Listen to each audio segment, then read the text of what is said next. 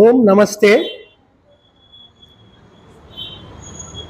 మన హృదయమందున్న గుడిని గైకొని గుడికి పోదాం, గోసేవ చేద్దాం.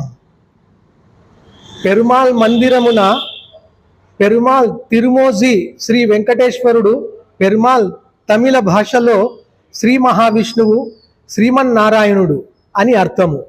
యో వ్యాప్నోతి చరాచరం జగత్ స విష్ణువు అనగా సర్వమునందు వ్యాప్తి చెందినవాడు ఆ విష్ణువు అని అర్థము.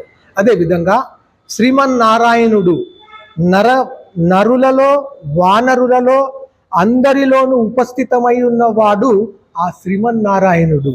అదేవిధంగా గోబ్రాహ్మణేభ్య శుభమస్తు నిత్యం లోకాం సమస్తాన్ సుఖినో భవంతు. గోవులకు బ్రాహ్మణులకు శుభము కలగాలని దీని అర్థము. గోవు సంపదకు, బ్రాహ్మణుడు జ్ఞానానికి చేతనము, సుచేతనము, సంకేతము అని చెప్పి తెలియజేసుకుంటూ మరొక్కసారి మీరు వింటున్నటువంటి